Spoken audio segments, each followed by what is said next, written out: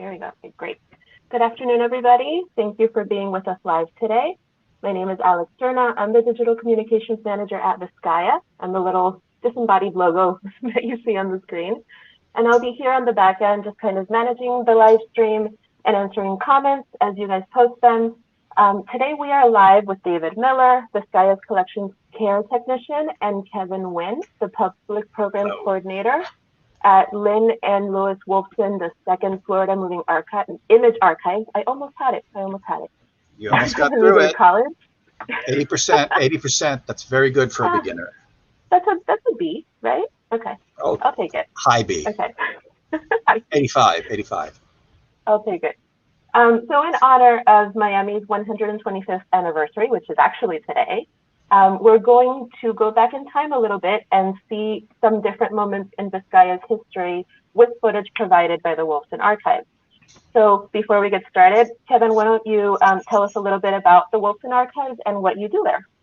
Okay, the Lynn and Louis Wolfson II Florida Moving Image Archives at Miami Dade College is an archive that is part of the Miami Dade College Archives. It was established in 1984 as kind of a freestanding organization that was actually supported by 3 different academic institutions.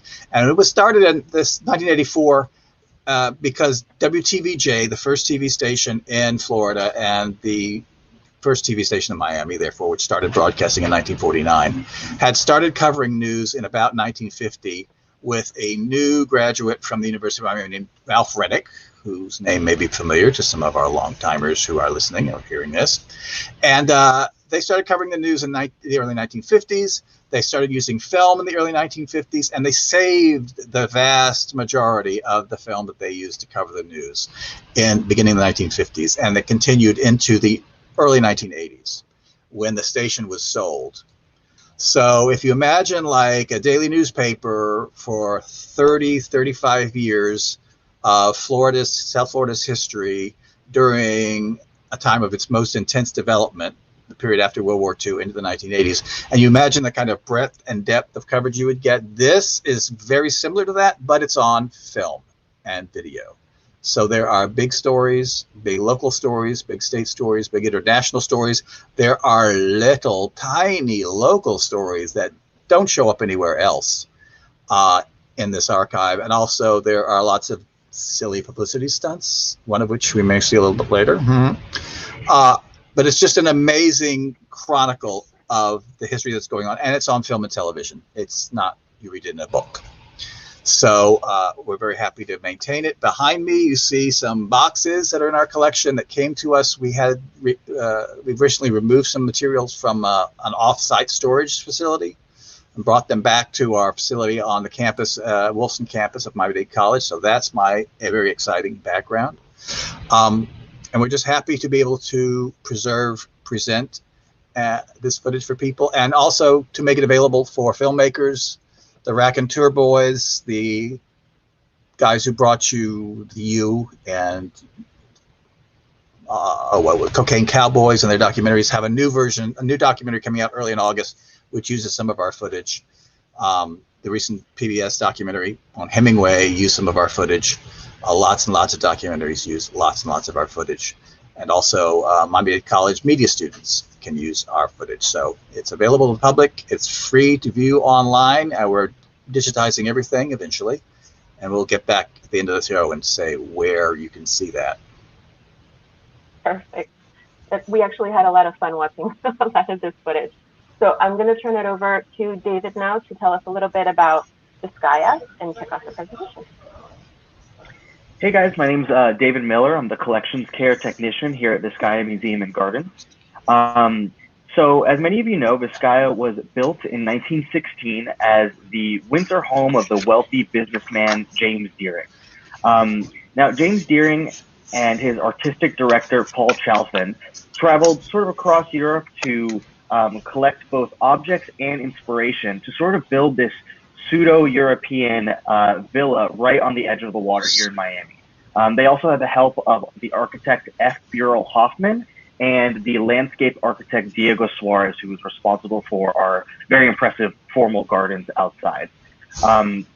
Now, as I mentioned, Vizcaya was originally a private home of one man, but in 1953, it was turned into a museum.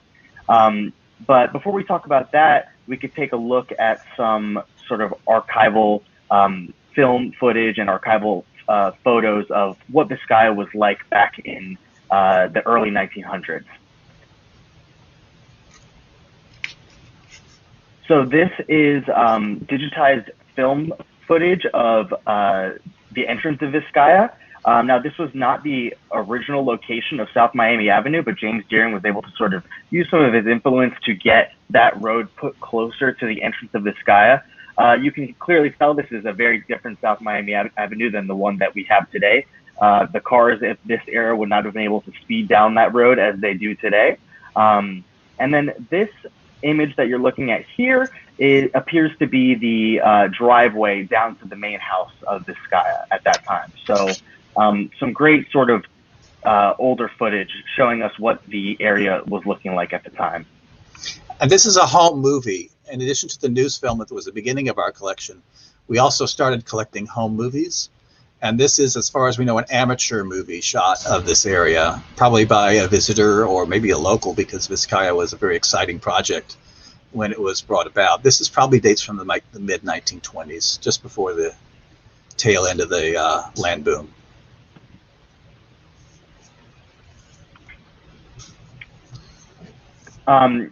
And so, as I mentioned earlier, Vizcaya opened as a museum in 1953. But James Deering, the owner, died in 1925. So there was some time in between there in which Deering's nieces, Barbara and Marion, had to sort of do a lot of work. And they actually, they brought back Paul Chalfin to help repair Vizcaya after a hurricane in the 30s, I guess, to help repair it in sort of its original artistic image. And now he changed very few things, but one of the things that he did change coming back in the 30s was that he switched the chandeliers in the music room and the reception room. I guess he felt that each chandelier fit better in the other room. And knowing his history of sort of butting heads with Deering, maybe that was something that he actually had to wait until Deering was gone to make that change, and took the opportunity when he could. But so here we have some footage of the opening day at Vizcaya, and we're going to hear the director talking a little bit. Actually, sorry guys, it looks like I didn't share audio when I did my screen share. I'm going to remove that. Oh, that's all right. And I'm going to remove this and share it again with sound this time. There Excellent. we go. The first person you'll hear in this clip is I.D. McVicker, who is the chairman of the county commission. Here he is shaking hands with Director Taylor. First customers in, so that we can welcome them to the County Art Museum. It is now my pleasure to present to you Mr. Robert Tyler Davis, Director of the Dade County Art Museum, who will tell you something of the details. Mr. Davis. Good morning, ladies and gentlemen. We're very glad to have you here. Each one of you, as you come in, has been handed a guidebook to Vizcaya, and you're on your own from now on, moving along to the great stairway with fountains that shoot jets of water up into basins, and then the water falls back again, stairways on either side, more clipped hedges, until finally we come and see in the distance the casino, which is a charming, very light, gay little building, built in contrast to the house, which is quite massive. This is very light and open. One looks right through it, out onto the lagoon beyond. The whole mound, of course, is an artificial hill and gives a kind of variety in the garden with the great live oaks growing on top of it. Then we swing over to the right and we find another vista. There are three of them as we stand in the upstairs dining room window and look out. This time the path's shooting right in front of us, the white sand between the green clipped hedges becomes more clear, the design of the patterns. So I love the part where the new director, Robert Tyler Davis, just says, "You're on your own. Have at it, ladies and gentlemen. Have a great time." I have an artifact. Oh, please go ahead. No, go ahead, Kevin. Well, I have an archival artifact from this. This is the television newscast script from March 11th, 1953. This is the page that was accompanying that footage. So this is the copy they would have read explaining the people who were standing there. This is the time for the segment. And this here, SOF, means sound on film, which would have been the transition to the footage you saw where the county commission head and the director were talking. So this is from 1953. This is an almost 70-year-old page of original TV news. And this is a great thing. We've recently brought them back from external storage, and it's a great thing to have because it fills in other details that we might not have in the original description of the film. One thing is that they had 977 visitors on Vizcaya's first day, which I understand today is a typical attendance is kind of that's kind of a slight disappointment of a day, but it was pretty exciting for 1953, I guess. Another interesting fact about opening day is that at that time, admissions to just see the gardens was $1, and then you paid an additional $1.23 to enter the main house. Wow. So certainly different prices than we have today, but of course, a lot of things have changed. So Vizcaya's opening as a museum was sort of the beginning of a long tradition of community engagement at Vizcaya. Obviously we're a place that both locals and tourists can come and visit and enjoy. So some of the footage that we're going to take a look at next is going to be about the sort of different events in which the community was able to engage with Vizcaya. So this footage is the casino, the gay little building at the end of the waterway. And this is a fashion shoot which took place in February 1953 when the water might have been a little bit cold. But it's for a summer line of leisure wear by the Italian designer Emilio Pucci. Now this dress is described as a green dress with a fringe of straw. So I don't know if that made it through the season in 1958, which is when this was done. 1955, pardon me. Lots of fashion shoots at Vizcaya. If you go to the Florida State Archives site, Florida Memory, and look through photos for fashion, you'll find a lot of fashion shoots done at Vizcaya. This not only was a local community event, but it also was something that boosted Vizcaya's image around the world. The people saw this kind of thing, saw still photos more than this news footage to broadcast locally, saw this thing all over the world, and this would have made Vizcaya's brand even bigger. This is supposed to be a mink print dress that's supposed to look like mink, but it's a print, and I'm not sure it works. So this is an actual community event, or a preview of one. This is just before Easter. They had an event for Easter called the Easter Walk at Vizcaya, and this is the Robert Edwards family, Mrs. Edwards and the children, dressed in their Easter finery, enjoying the beautiful gardens of historic Vizcaya, as the original news script says. Lots of cutaways to the statuary and things like that. The Easter was a thing that was done very seriously in the 1950s. Those people are dolled up. Also dressed up. Really quick. I actually have a question for the people here live with us. We have some 40 people live with us, which is great. My. So if you guys have ever seen Vizcaya in an advertisement, sometimes on social media we get messages from people saying, "Hey, is this you guys? Is this Vizcaya?"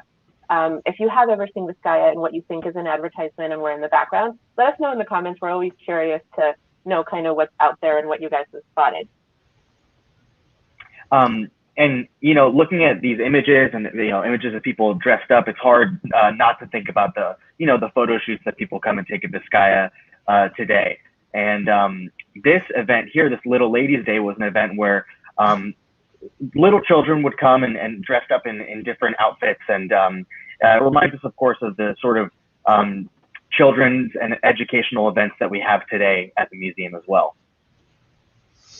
Yeah, this was called Little Ladies Day, and it started in the early 60s and ran just about through the 1970s, more or less annually. And it seems to involve like costume party, costume contests with different age ranges, a little baton twirling to break up the fashion there. Some of these get-ups are interesting. The young ladies in Young Ladies Day are really taking the event pretty seriously, but the young gentlemen we saw before in these kind of weird paper pirate hats and penciled on mustaches, I'm not sure they quite entered into the spirit of the event. But this is like, Jacqueline Kennedy, eat your heart out here. Sorry, go ahead, Kevin. No, go ahead, please. I was just going to say that, of course, Vizcaya is a very popular location for quinceañera photo shoots, and there's weddings that happen here and all different sorts of, special events for people. So you can see that that's part of a long tradition of the community sort of making use of Vizcaya as a resource, and what a beautiful and historical place that it is. Yeah, and before we go to this next clip exactly, I want to say we looked for a quince shoot, because it's like, this is the iconic, more recent thing that happens in Vizcaya, right? And we just couldn't find one. That doesn't mean we don't have one lying somewhere, but during the time period when those became really popular, the time when our donations kind of got a little bit less regular, it wasn't like they could donate a big 40-year batch of film to us. So we may yet find one. We also have promotional films, so we may yet find one, and if we do, we will send up a flare. But this is another home movie, this footage here at the Bayfront facade of Vizcaya. And this involves a woman named Connie Gordon.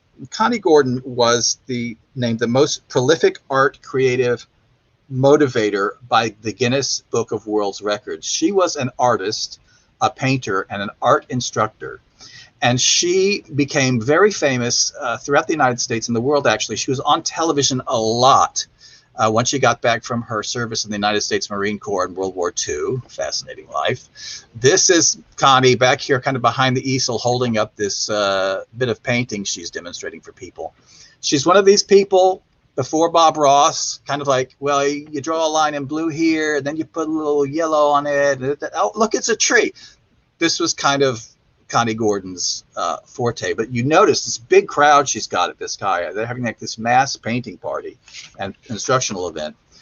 She did this a lot. She also did this on television. She appeared on her own local shows, and she appeared on national talk shows all the time. A long-running television personality. That's her. We'll get a better angle on her shortly. But she started in television in 1948, which is about as early as you can. So there she is, demonstrating. She had incredible joie de vivre. We hosted a paint-in with Connie Gordon when she was about 92 years old, and it was a good thing that we were able to keep up with her. So there were there was also a regular event at Vizcaya, which is different, called Artists' Day, where people could come in and paint and create art based on what they saw at Vizcaya. I don't know if anything like that continues today, David, or if they... Yeah, actually, it's something that you just kind of see on the grounds of Vizcaya pretty frequently, as people either sketching or maybe doing some watercolor painting out in the gardens, because of course, it's a good place to sort of get artistic inspiration. Also, pretty frequently we see art classes from FIU that come and walk through the main house and just take a look at all the different artistic styles that are represented, because, in one room you'll have some neoclassical stuff. In another room, you'll get some, some sort of more Napoleon-esque stuff. So it's a great place to take a look at different kinds of art styles. Because the whole idea with Vizcaya was that it was a mansion that was built over a period of, not in like a matter of years, which it actually was, but it was built over a matter of like, I guess they were going after a century or two. So one wing of it's supposed to evoke the style of a particular era, and then it moves on to the style of something else, from like of course, late Renaissance to like early 19th century or something. So they're a whole agglomeration of styles there. Exactly. You'll have a room that is more in a Renaissance style, and then another room that reminds you of the ancient Greeks and the ancient Romans, with marble pillars and symmetry and things like that. So this next story, which we're going to roll, is 1976. Airport 1975 have given birth to Airport 1977. This latest endeavor is being billed as one of the most elaborate aviation films in movie history, and stars James Stewart as a multi-millionaire art collector. Naturally, a man of this stature needs an estate as a setting for his wealth, thus Vizcaya. The film is almost completely in the can, and these few days of shooting in Miami will be the last. Here you see Stewart and director Jerry Jameson discussing the opening scene of the film, which has Stewart arriving at his mansion in his private company helicopter. He also owns his own 747 jet, which is en route to his home. This giant plane is full of priceless art treasures and personal friends, but add some hijackers and the Bermuda Triangle, and you have Airport 77. Yes. It's got the name disaster film. I don't know where that came from.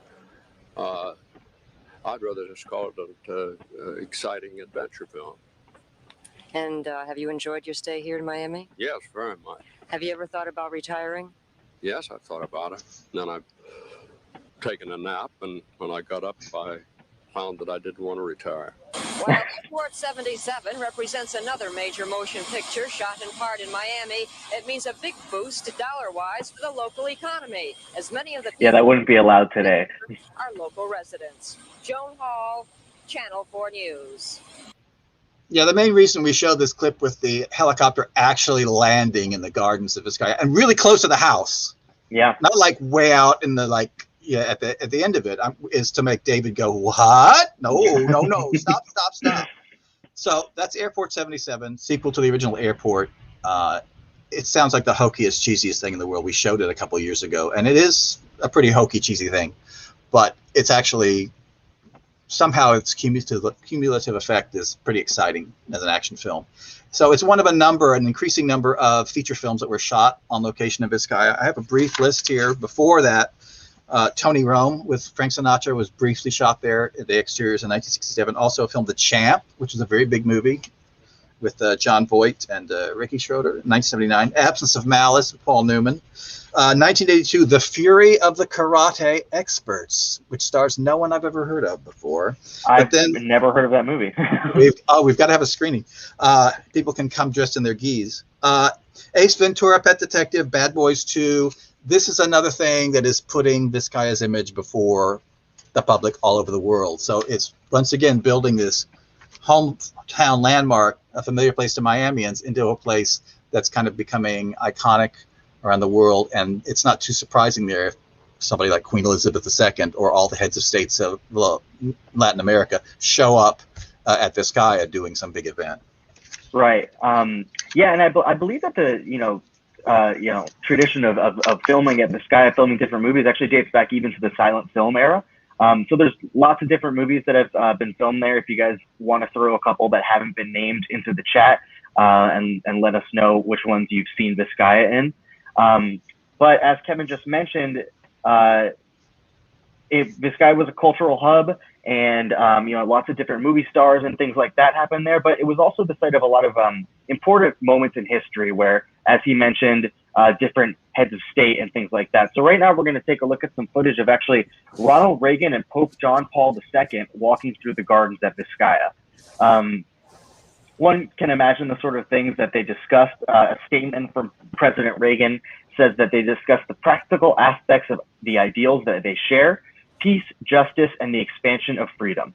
It seems like a bit of an overcast day in Vizcaya's gardens during this walk, but it seems pleasant enough anyway. This is probably pool footage where one camera is shooting or a couple of cameras are shooting for journalists in general, because there are dissolves included in this sequence that they wouldn't be getting if it wasn't being sent through a control board. The thing that I find most interesting is at the beginning of this footage where they're coming down the steps and there are all these people around them. And you notice how all these security people and their entourages just kind of melt off to the side, and the Pope and President Reagan are like allowed to have alone time as they walk through the gardens. Right. It does look overcast. Now, this footage shows them walking in the gardens, but they, of course, spent some time in the main house as well. And if you were to visit Vizcaya and to go into the living room, there are two red and yellow chairs kind of in the center of the room, and the Pope and President Reagan actually sat in those chairs and discussed some of the things that they discussed there. So I always think that that's a little cool that you had a sitting president and a Pope in that room in those chairs there. It's another interesting piece of history that you can sort of be a part of at Vizcaya. So our next piece of footage is going to jump forward to 1991. Are we ready to? You want to say anything else, David? No, go ahead. Okay. Well, 1991. Almost a half hour ahead of schedule. Queen Elizabeth II came to Vizcaya. The Pope got overcast. The Queen of Great Britain got rain. If you drill that, please. And the time she spent here at Vizcaya was less than half an hour. But in that time, she packed an awful lot of touring and an awful lot of conversation into it. Now, the gifts that she was given were not formally given except from the children that you see here from the Miami Children's Hospital. Two of the miracle children, Kristen Shriver and Ryan Zergott, gave her and Prince Philip 5 Miami Children's Hospital wristwatches that she will then take back to her 5 grandchildren. She also received a basket of fruit, some photographs, posters, xerographs, and some paintings. Unfortunately, the formal presentation that was to have taken place out here on the terrace was cut short because of what you just saw, rain. So these are preparations for the Summit of the Americas. One thing I want to note about the Queen Elizabeth footage, that is an air check. That is a recording made as the live broadcast goes out.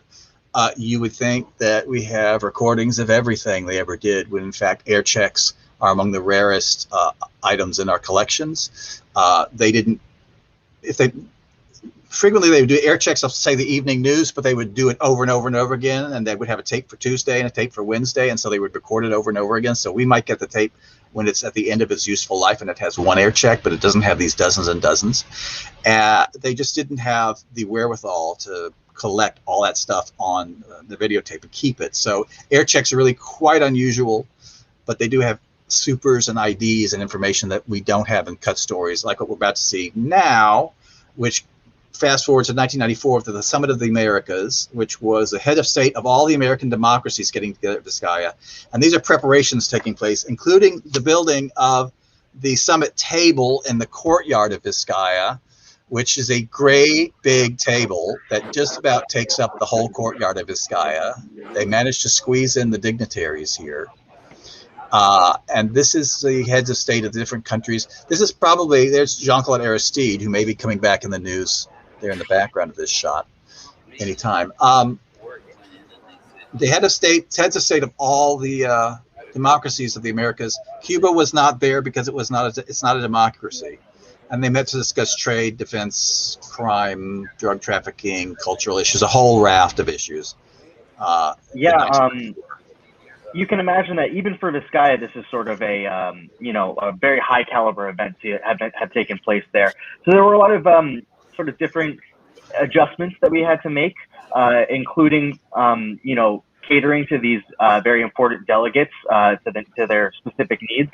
One of these kind of led to a funny story where one of the delegates from one of the Latin American countries was quite old, and he needed to take a nap at some point in the middle of the day, and we actually had to get him set up in one of the decorated spaces in one of the historical rooms to take a nap in one of the historical beds. So again, probably not the kind of thing that we would have happen today, but lots of interesting things like that have happened throughout Vizcaya's history. So here's the some of the photographers haggling, getting each other's way as they're trying to shoot the event. In some of these shots, you can see these kind of squarish pillars. There's one right at the middle of the screen, top middle of the screen now. These are the supports for the clear roof that was built over the courtyard of Vizcaya, I think in the late 1980s. Yes, in the mid to late 1980s, the house was sort of closed off from the environment because originally it was built with an open air courtyard, and then each of the loggias on either side were open to the elements as well.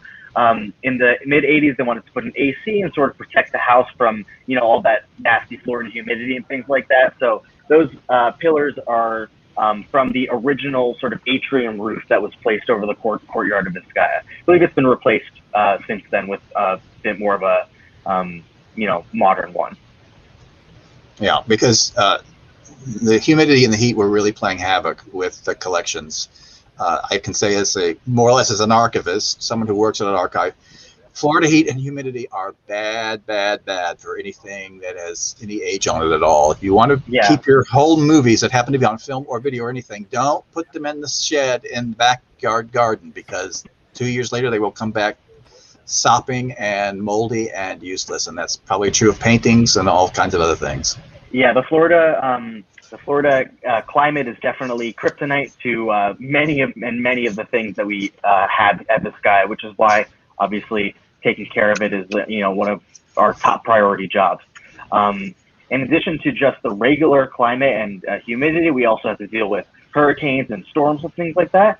I believe we have some footage of post-Hurricane Andrew, which was pretty devastating to Vizcaya in terms of the gardens and the surroundings of the estate, but luckily the inside of the house was mostly unscathed after that storm. Hurricane that has ever hit South Florida. At this time, the world-renowned landmark has some devastating punches from Hurricane Andrew. Punches that literally knocked out the decorations and some irreplaceable statue at Vizcaya Gardens and Museum, leaving a cleanup guesstimate of more than $3 million. The statue that you were filming on the East Terrace, we're not going to try to replace that, but however, to actually piece that together is what we're going to do. The back gardens where the popular Christmas party is held looks fine from a wide shot. Close up, the manicured lawn looks more like a swamp. And off to the side, an unwelcome visitor sits stranded against the building. Wing of Vizcaya, yeah, seeing that boat there reminds me of the post-Hurricane Irma cleanup in 2017 when we actually had a jet ski that washed up into the garden. So unfortunately, this is not the first time that something like that has happened after a hurricane here. Well, when you're near the bay, as Vizcaya is, on the bay, you know, storm surge is going to likely bring unwelcome visitors. James Deering was certainly tempting fate building the house right there. So he just didn't think about the future very much. All the open archways and loges and the courtyard that was open, and it was just, you know, well, whatever. Well, it was probably an amazing 10 years that he spent there with the house at its, you know, full force like that. So yeah. So I think that's everything from the Wolfson Archives that we have going yet. But I think that's all the footage we have today. All right. So we actually have one more story that we kind of skipped from our Deputy Director of Collections and Curatorial. He was on staff when we had a visit from President Bush. So we recorded this little story of him getting basically locked out of his office by the Secret Service. So we're going to play that real quick. I'm going to tell you a little story which, looking back, it's kind of funny, but at the time it was sort of frustrating and annoying. So this happened quite a few years ago, 2015 or so. There was a facility rental, and this was some kind of like a business conference or something. And one of the guests was former President Bush. And the conference part or a round table or so was happening actually in this space in the enclosed loggia. And they put wall-to-wall solid carpeting and this big round table here. Late afternoon, I was called down from my office upstairs to check if they could put some cable cameras. So I came down and we looked at it and you know, made some changes. Everything was done. And then I wanted to go back to my office upstairs. So I go to the hall there and I want to go up the stairs, and there's this man in a suit standing in front of the stairs. And he wouldn't let me go up. And I said, well, you know, my office is upstairs, and I just need to get my bag and my keys in so I can go home. Well, almost immediately I realized that I better not argue with this person, because the next thing you know, you'll see him wrestling me down onto the floor. The thing is that prior to this event, some people, their backgrounds had been fully checked. They could be on site and move around during the event while Bush would be on site. And they had gotten some kind of a pin that would identify them as having received clearance. I didn't, because I figured I wouldn't have to be on site.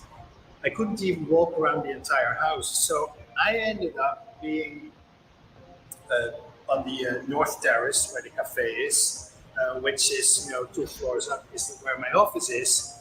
And Adrian Kaiser went up to my office. So that is it for all of the footage that we have. So we had asked a few questions during the stream. We asked about advertisements. We asked about movies that were filmed at Vizcaya, if you guys know any. If you go ahead and leave those comments in the comments, that's obvious. We'll go back through at the end of the live stream, and we'll select a couple of people from those responses to get free admission at Vizcaya for this weekend. So we also wanted to say just thank you to Kevin and David for being here with us. If you guys want to continue exploring Miami history, you can do so online through the Wolfson Archives on their website. I'm going to put that on the screen for you guys now. And of course, you can also visit Vizcaya, and you can get your ticket at vizcaya.org/welcome. And here is where you can see more from the Wolfson Archives. You can actually browse their archives on their website, and they also have an awesome YouTube channel with more than 1,500 videos of Miami history. If you're on our homepage, click Search the Catalog, and then you can search the catalog, and you can plug in Vizcaya and see how many hundreds of video segments come up. Many of which are online now, some of which are not yet online. We're working on digitizing our entire collection. Our collection includes film and video. Digitizing video is a largely mechanized process, but digitizing film requires a lot of handwork and a lot of old-time analog technology, so it takes longer, but we are working on both of those facets. Perfect. So thank you, everybody, for being here with us, and we will see you on the next slide. Thank you. Thanks so much, guys. Thank you. Bye.